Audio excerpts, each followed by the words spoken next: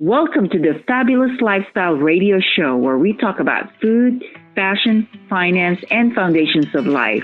We are live on KCAA Radio Broadcasting Network. KCAA is affiliated with CNBC, NBC News, and NBC Sports. We are sponsored by Sheltered Studios, Fire Reconnect, and Building Solid Foundation. Welcome back, everybody, to the Fabulous Lifestyle Radio Talk Show. I am your host, Teresa Lawrence, and I am here with best-selling author, Dr. Beatriz Olson. And in the last segment, we spoke about her journey of going into medicine. And in this segment, we're going to talk about why she wrote the book. So, Beatriz. Each one of us have a reason for doing things that are really important. And I had been writing this book, Mind, Body, Secrets, for 20 years. And because of 20 years is a very long time. Yes, but I was very perfectionistic about it. And I also wanted to have a lasting product, something that wouldn't change over time. And as a scientist, science changes over time. So you want to give people something that they can hold on to. And it took a long time for me to come to terms with what I really wanted to give the universe. The main instigator in this was COVID. Many people were dying around me. Members of our family were hospitalized. Friends and patients died. And I viewed my own mortality as being very real. And I thought to myself, if I died now, what would I regret? I would have regretted many things that I will not discuss on this program. One of the things that I would have regretted would have been not having given more of my knowledge and everything that I have in my brain to the larger population. We're currently living at a time where there are pandemics of all sorts of things, pandemics of anxiety, depression, loneliness, diabetes, obesity. And I happen to be an expert at fixing all these things. And it happens that people have appointments with me when I do see patients in my practice, which I do a few days a week. But in these visits, there's never enough time to educate a human about what does it take to take care of yourself. What are the ABCs that are going to last this generation and the next generation? Because if you help a mother, you help their families and multiple generations. And I think we need to act now. We're at a very crucial time in the world where people are getting sicker and sicker because they're not paying attention to what their bodies need. And my job as a person who wants to change the wellness of the world is to give the information and the awareness and the practices that are necessary for us to return to our wholeness, for us to return to our well-being, our perfect state of being, and bring that to families.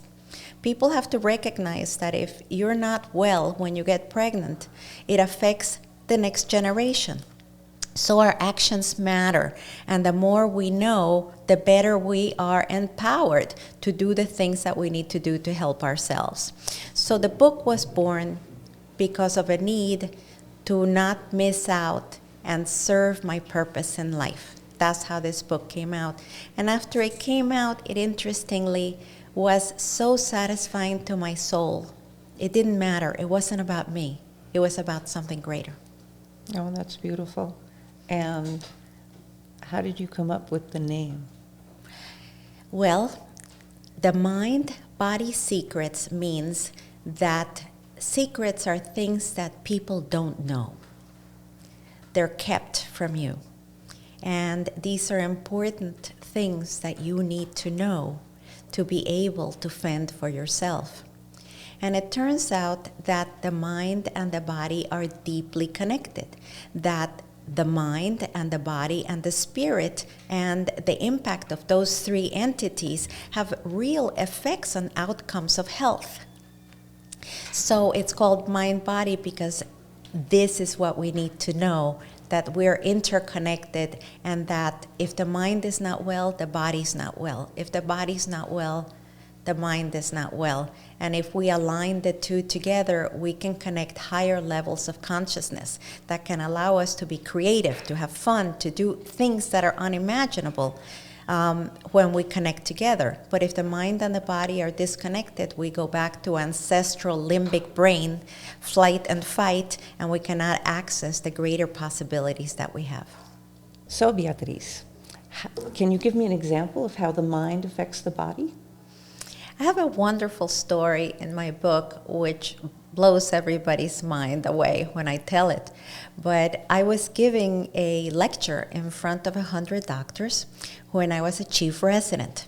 And I really knew the case, I knew what I was going to discuss, but a little teeny tiny part of me, a younger part of me, felt insecure, felt that I might be an imposter, that I didn't know enough, that I wasn't enough.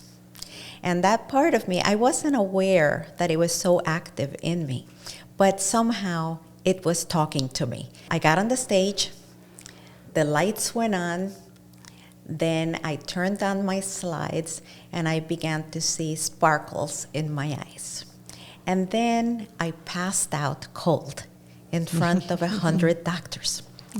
So there I was lying in the floor. Eventually I come to as my colleagues are eking out of the room, sneaking out of the room, and no one came up to help me.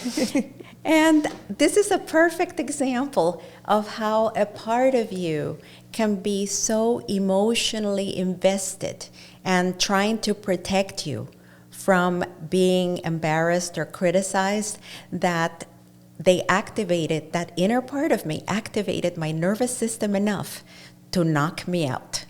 So these are perfect examples of how these things are related. I just want to give you my impression of the book. The reason it's so powerful, it seems like it's timeless information. It's not this is what you do now and the trend will change next month.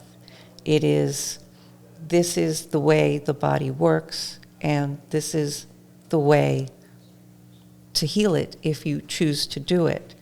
Why do you think people are so limited in choosing health in this country?